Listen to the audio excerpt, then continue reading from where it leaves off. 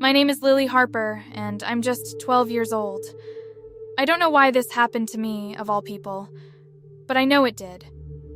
And no matter how many times I replay that day in my head, I always come back to one thing. I saw him. I stood in his presence, and what I learned there has changed everything. I'm not sure where to start. How do you explain something like this? Maybe I'll start with what I remember most. The sound of his voice. It was like hearing every answer I'd ever needed and every question I'd ever had, all at once. But I'm getting ahead of myself. Let me take you to the beginning. It was a warm afternoon in late spring, May 3rd, 2023. I remember because it was supposed to be the happiest day of my life. My little brother, Jamie, had just turned 5, and we were planning a party. Mom had baked a cake, and Dad was outside stringing balloons on the fence. Jamie kept running around with a goofy paper crown on his head, yelling about how he was the king of the backyard. I was in charge of decorations. Not because I'm super creative or anything, but because Jamie said I had to be. "Lily, you're my princess," he'd said that morning, smearing peanut butter on his cheeks like war paint. "And the princess has to make the party awesome." I laughed and rolled my eyes. That's Jamie for you, so full of life it spills out everywhere. But what happened next wasn't in the plan. Not even close. I had just climbed onto a ladder to hang streamers in the tree by our picnic table. The ladder wobbled a little, but I wasn't scared. I'd done this 100 times before. Then I heard Jamie scream, "Lily, look out!" Before I could turn, I felt the ladder give way beneath me.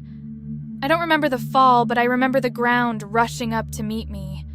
And then, nothing. The doctors later told me I'd hit my head hard when I fell. My heart stopped for almost 9 minutes. 9 whole minutes where I wasn't alive by any medical definition. But during those 9 minutes, I wasn't gone. Not really. At first, there was only darkness, heavy and still like being wrapped in a blanket. But then, slowly, it started to change. A soft glow appeared in the distance, like the first hint of dawn.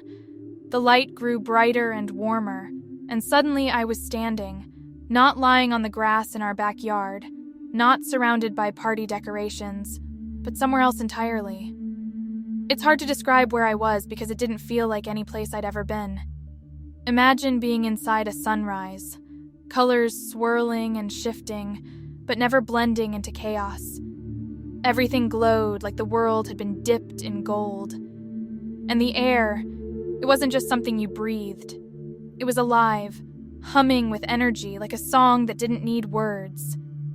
And then I heard it. Lily. My name. Spoken so softly it felt like a whisper inside my heart. I turned, and there he was. You've seen pictures of Jesus, right? The kind that hang in church halls or decorate Christmas cards. The kind with pale skin, light brown hair, and soft blue eyes. That wasn't him. Not even close. The man standing before me looked real. Not like a painting or a statue, but like someone who belonged to the earth. Someone who'd lived and breathed and worked under the sun. His skin was deep and warm, like rich bronze, kissed by 1,000 days of sunlight. His hair was dark and thick, curling around his face like vines in a garden. And his eyes, they weren't blue. They were a deep, dark brown, like the bark of an old oak tree with flecks of gold that seemed to catch the light. But it wasn't just how he looked. It was how he felt. Being near him was like standing in the middle of the safest hug in the world. Like every fear, every doubt, every worry I'd ever had melted away. I wanted to run to him and cry and laugh all at the same time. He smiled, and it was like watching the sun rise. Lily, he said again, and just hearing my name in his voice made me feel like I belonged. I didn't ask who he was. I didn't need to. Somehow I already knew.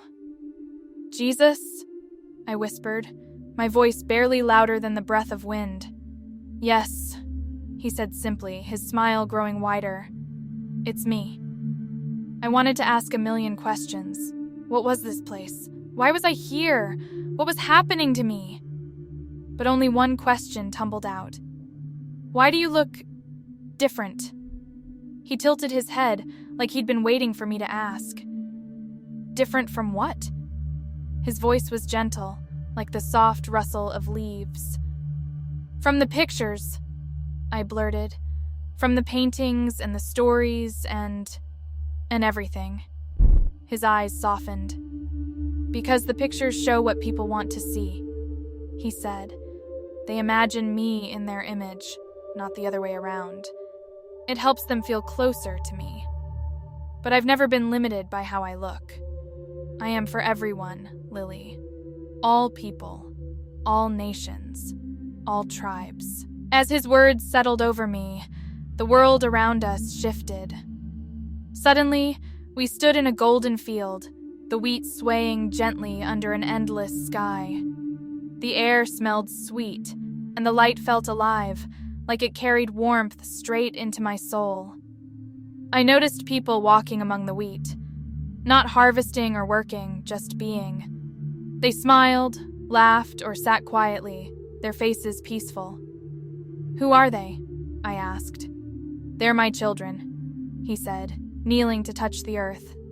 "Every soul, across all time and place, each unique, yet connected." I watched, feeling something stir inside me. The people were so different, yet it felt like they shared something invisible but powerful. Something I couldn't describe but felt deep in my chest. "Do you feel it?" he asked. "Yes," I whispered. "But why don't we always feel this way?" "Because my children forget," he said softly. "Fear blinds them to love, but every act of kindness, every moment of compassion brings them back to this, what you see now." As he spoke, his appearance began to shift. For a moment, his skin darkened, his features sharpening into something regal and African. Then he became lighter, with almond-shaped eyes and soft, straight hair. Next, his face grew rounder, his cheekbones high, his hair jet black. Each transformation was seamless, like water flowing into different shapes, yet he was always unmistakably him. "Do you see?" he asked, his voice resonating with something deeper than sound. "What I look like doesn't matter. It's what I came to show you. What I've always wanted my children to understand." "What's that?" I whispered, my heart pounding. "That you are loved, completely and unconditionally." I wanted to stay there forever, to bask in that love, but he told me I couldn't.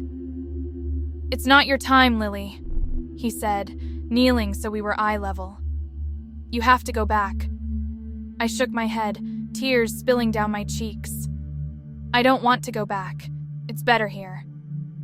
"I know," he said softly, brushing a tear from my face with a hand so warm it felt like sunlight. "But your purpose isn't finished. You're going to do something important, Lily. You're going to remind people of the truth." "What truth?" I asked, my voice trembling. "That love is greater than anything else, greater than fear, greater than hatred, greater than any barrier humans create between themselves." "But how can I tell them?" I cried. "No one will believe me." "They don't have to believe," he said with a smile. "They just have to feel. Show them through your actions, your kindness, your courage. Let them see me in you." Before I could say anything else, the golden world began to fade. His voice was the last thing I heard. "I'm always with you, Lily. Always." And then I woke up. I'll never forget the look on Jamie's face when I opened my eyes. He was crying, holding my hand so tightly it hurt. "Lily!" he yelled, his voice shaking. "You're back!" I didn't know what to say. I just hugged him and cried. It's been months since that day, and I still think about it all the time. Sometimes I wonder why he chose me, a regular kid from a small town. But then I remember his words. I wasn't chosen because I'm special. I was chosen because everyone is special. Sharing my story hasn't been easy. Some people believe me, others don't. But that's okay. I'm not here to convince anyone. I'm here to share what I saw, what I felt, and what I learned. Jesus doesn't belong to one race or one culture. He belongs to all of us. And the love he showed me? It's the same love he has for you. It's not about how we look or where we're from. It's about what's in our hearts. So, if there's one thing I want you to take away from my story, it's this. You are loved. Completely. Unconditionally. Just as you are. And that love? It's the most real thing I've ever known.